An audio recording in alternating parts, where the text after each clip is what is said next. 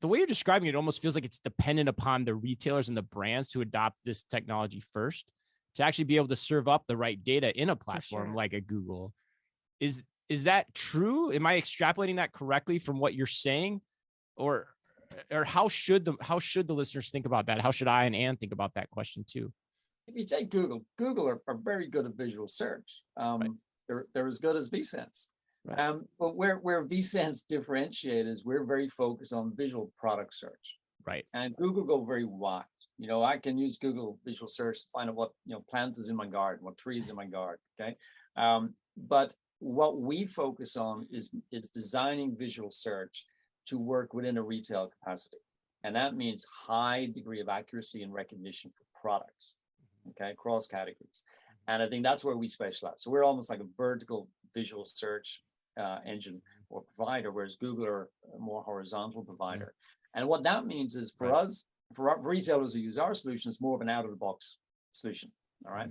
For somebody to adopt Google's visual search, it requires a lot of heavy lifting to train models, to develop, to integrate that, and to get it working to a level of accuracy and recall that makes it worthwhile and impactful.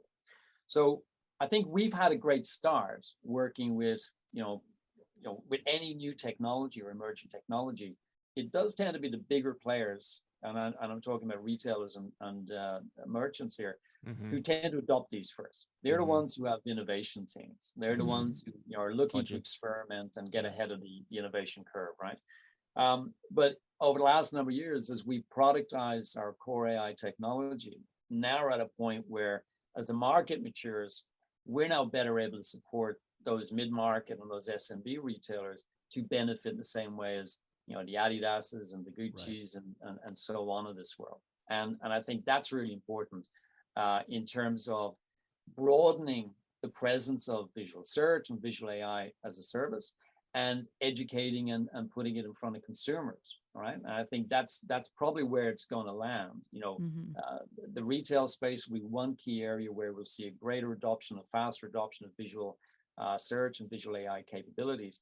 And through that, consumers are going to become more familiar. I really do believe, and from the evidence we capture from our customer base, when consumers start using it, they keep using it.